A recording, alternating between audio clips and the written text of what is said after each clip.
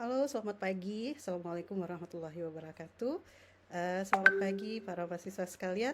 Eh, Hari ini kita akan masuk materi kita yang keempat. Kali ini kita akan masuk mengenai konsep dasar luka. Oke, nah untuk pembelajaran kita pada hari ini akan diawali dengan pendahuluan itu sekitar 5 menit ya. Kemudian kegiatan penjelasan materi 30 menit, kegiatan diskusi 20 menit, kegiatan penugasan 20 menit. Nantinya kita akan ada presentasi kelompok selama 20 menit dan kegiatan penutup.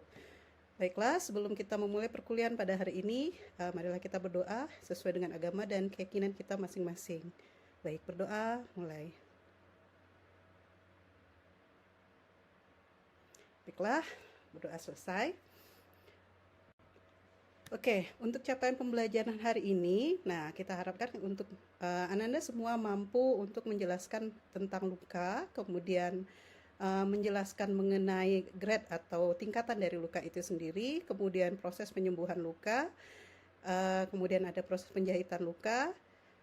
Nanti di akhir sesi kita akan ada diskusi ya dan presentasi dari kasus pemicu nanti yang akan kami berikan. Oke, nah kita lihat luka ya. Nih, ada yang nggak yang pernah merasakan luka ini?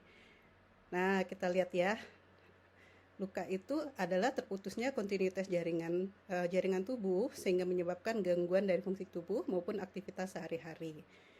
Nah, luka juga adalah hilang atau rusaknya sebagian jaringan tubuh. Keadaan ini dapat disebabkan oleh trauma, benda tajam atau tumpul, kemudian perubahan suhu, zat kimia, ledakan, sengatan listrik, ataupun gigitan hewan. Nah, ketika kita mengalami luka, itu akan ada beberapa efek yang akan muncul, yaitu pertama hilangnya seluruh atau sebagian dari fungsi organ. Nah, kemudian ada respons stres simpatis, perdarahan serta adanya pembekuan darah, kontaminasi bakteri serta adanya kematian sel. Nah, haruskah luka mengeluarkan darah? Nah, ini pertanyaannya. Ada nggak sih luka yang nggak ada darahnya ya? Ini jadi satu pertanyaan besar mungkin yang nanti kita bisa diskusikan bersama ya. Nah, luka. Nah, saya jelaskan di sini ya, luka itu tidak seharusnya semuanya harus mengeluarkan darah ya, Ananda semua. Nah, jadi untuk proses luka sendiri, kita tahu bahwa kalau kita melihat dari anatomi dan fisiologi dari kulit, nah kulit itu terdiri dari beberapa lapisan. Oke, pertama itu adalah lapisan epidermis, kemudian ada lapisan dermis, dan ada lapisan hipotermisnya. Nah, kemudian pada lapisan pertama, itu pada lapisan zat tanduk, biasanya luka yang disebabkan karena adanya seperti kondisi luka bakar ya, ataupun luka sengatan matahari, ini biasanya hanya berupa kemerahan.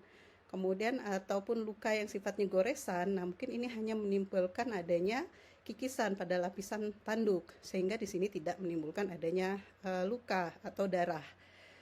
Kemudian untuk yang lapisan kedua itu kita memiliki lapisan yang namanya adalah lapisan dermis. Nah, di mana pada lapisan dermis ini banyak ditemukan adanya kelenjar sebasea, kemudian ada kelenjar keringat ya, kemudian terdapat adanya folikel rambut ya, kemudian ada vena ya, dan juga ujung-ujung saraf di sini. Sehingga ini pada dermis, apabila luka ini sudah mengenai lapisan dermis, nah di sini biasanya akan menimbulkan respon atau rasa nyeri ya, karena di sini ada ujung-ujung saraf perasa yang memicu timbulnya nyeri tersebut ya, dan juga terdapat sangat banyak pembuluh darah. Nah, ini bisa apabila luka itu mengenai dermis, nah ini akan menyebabkan adanya muncul darah tersebut. Nah, makanya tadi dikatakan bahwa luka itu tidak harus selalu mengeluarkan darah ya. Jadi tergantung pada bagian mana yang dikenai oleh luka tersebut. Nah, ini sekarang kita lihat dari jenis-jenis luka ya. Jenis luka itu terdiri dari 4 ya, berdasarkan penyebab lukanya, kemudian ada mekanisme terjadinya luka, kemudian ada di sini disebabkan karena diklasifikasi berdasarkan dari kedalaman lukanya sendiri. Nah, kalau untuk berdasarkan penyebab luka, oke. Nah, pertama itu adalah ada luka mekanik dan luka non mekanik ya. Nah, Kalau luka non mekanik ini adalah luka akibat kimia, termik, radiasi dan lain sebagainya.